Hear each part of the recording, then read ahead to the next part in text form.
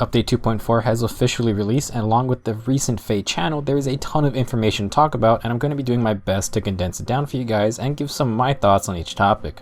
Here are some timestamps for this video, so feel free to skip around. Let's get started. First up, the World of Thracia banner is coming out tonight, I believe, if you're watching this video the day it's been uploaded. We finally have the last main protagonist from every Fire Emblem game, and it's Leif, who is an infantry sword unit. We also have Nanna, who is a new staff cavalier, and we have a few familiar faces in that Olwen and Reinhardt are back again with some alternate versions. Maybe thunder does strike twice. No doubt Reinhardt's climb to fame in Heroes is the reason why he gets another version so soon. Poor Marth can't even get one alt yet. Olwen is still on a horse, but this time is a green mage, and Reinhardt is unleashing his sword to show that he can do more than just magic. Leif comes with the light brand, which grants him an extra 3 defense, and its special effect is pretty cool. So if the enemy's defense is 5 points or more higher than their res stat, Leif gains 7 extra damage, and I'm not sure if that's actually 7 attack or just tacked on after damage calculations. He also comes with Steady Blow too, and I'm disappointed they didn't choose a different name because we already have Steady Breath and Steady Stance, and neither of those skills have a speed component. Anyway, when Leif initiates, he'll get +4 speed and defense in combat, which is pretty nice.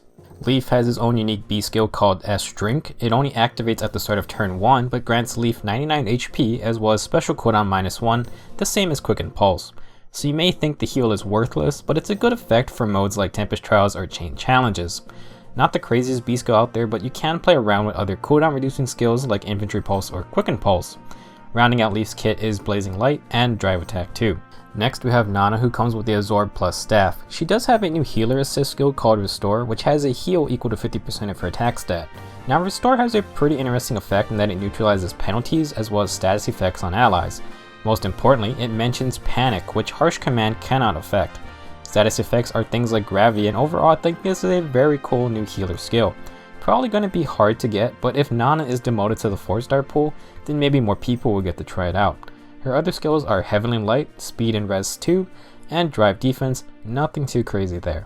Oh boy, so Olwen and Reinhardt are back, and Intelligent Systems just seems to be putting out alt versions of characters everywhere these days. Now Olwen has a new unique weapon called Thunderhead, and it's a better version of a Blade Tome, which, man, we are reaching the point where the more useful, powerful base weapons are getting power creeped. Thunderhead has 1 more might than the standard Blade Tome, but it gets rid of the increased special cooldown drawback. While Blade Tome users generally don't really care about needing special to take out targets, it's still important to note that Olwen will have that advantage over users like Nino. The rest of Olwen's kit comprises of Blazing Wind, Swift Sparrow, Renewal, and Green Tome experience, which isn't that useful to me personally. I like how regular Olwen was a better Blade Tome user than with Dire Thunder, and now this Olwen just straight up gets a more powerful Blade Tome. Funny how things work out. Not to be outdone by his sister, the Reinhardt is a straight up monster. Now, funny story, I was planning to make a video focused on Reinhardt for last weekend to celebrate the Thracia banner, but it ended up being a much bigger project, and I'm going to be trying to get it out this coming weekend. It's something a bit different than what I do normally, but I'm having fun putting it together, and I hope you guys look forward to that video. Anyway, moving on, Reinhardt's new weapon is called Meisterschwert, which I believe is German for Master Sword. Now this thing is a beast. It's a brave sword with 3 extra might with the usual double attack effect. However, that double effect also works when enemies attack Reinhardt first. So Reinhardt gets hit, and then his counterattack is 2 hits in a row.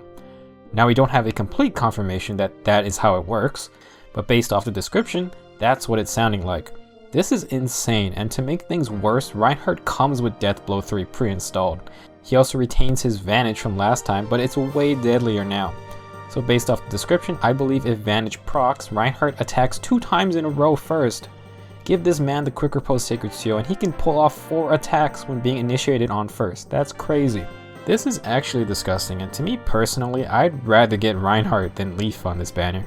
When the main protagonist is being overshadowed by a character who wasn't even playable in the original game, that's a feels bad moment. I know the old Dire Thunder Reinhardt can probably nuke this new version, but man, if you don't take this dude out first and in 1 round of combat, he's gonna be such a deadly opponent. Imagine if he has distant counter advantage.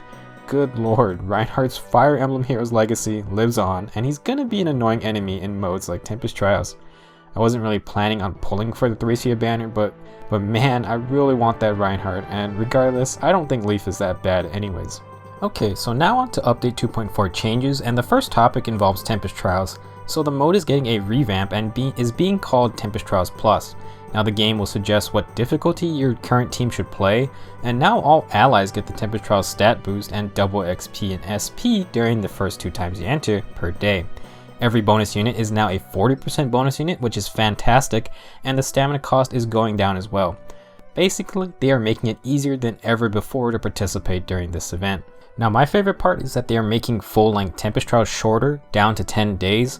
To compensate for the shorter playtime, all rewards will follow the same pattern as Tempest Trials Mini, which is basically 50% less points for every single reward. This is really good for casual players, and it's going to make Tempest Trials feel less like a chore. We get to experience these changes very soon because the first Tempest Trials Plus is happening on April 21st. It will probably be a Thracia 776 theme because Finn will be the unit reward.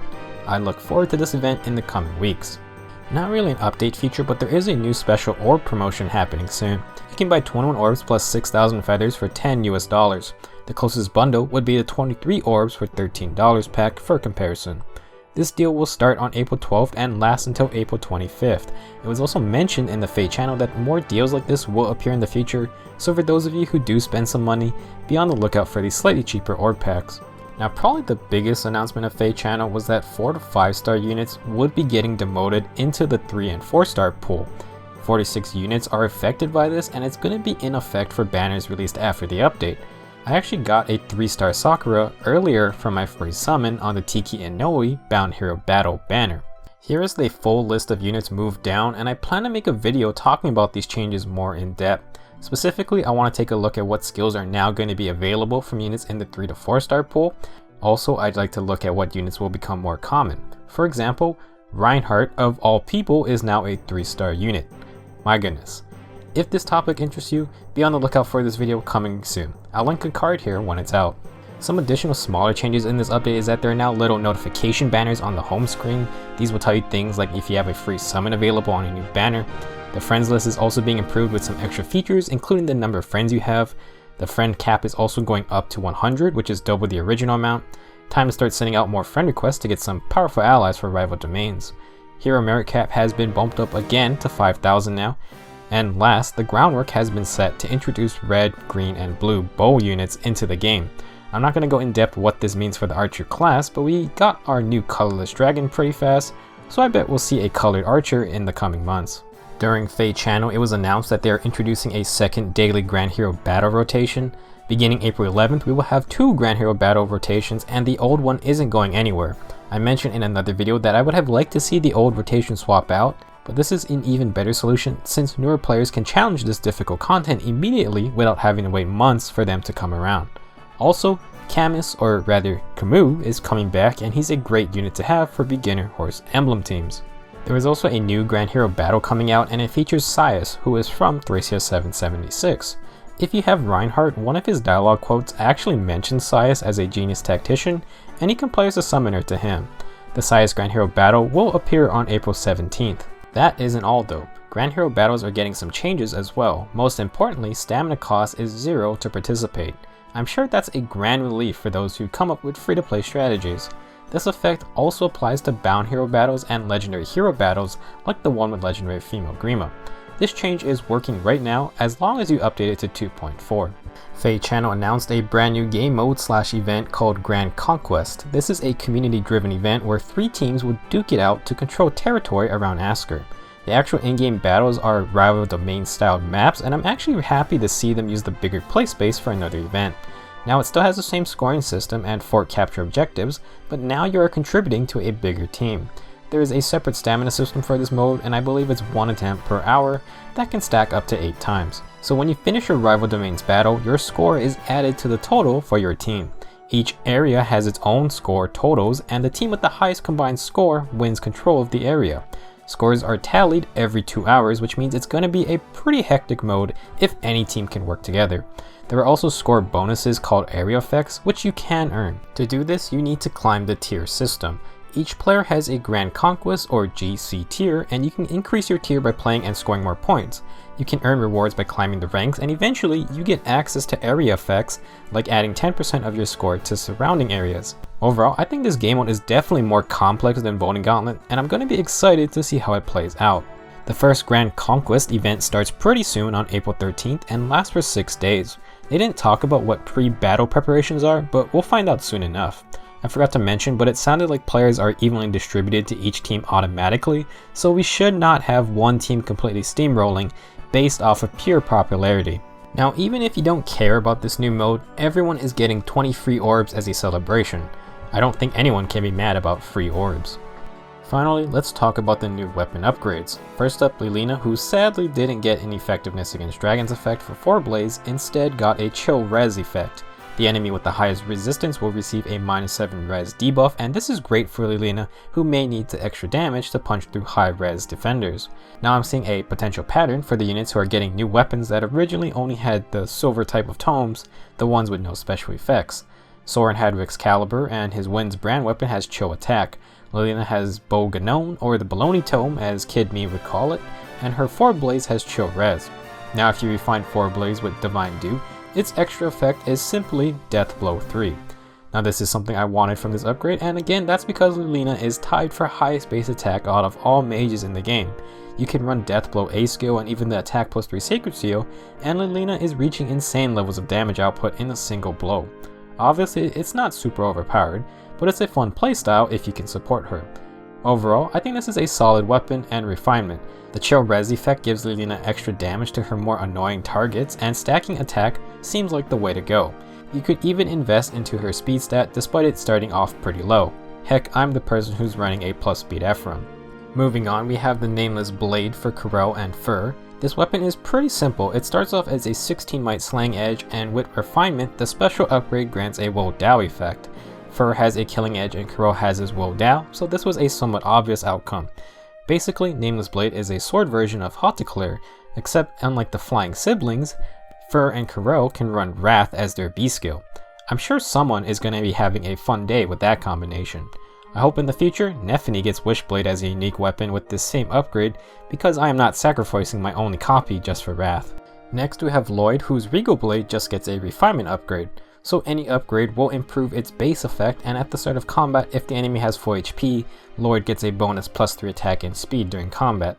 This is the same strength as Ivaldi and Gleipnir, which is good to see.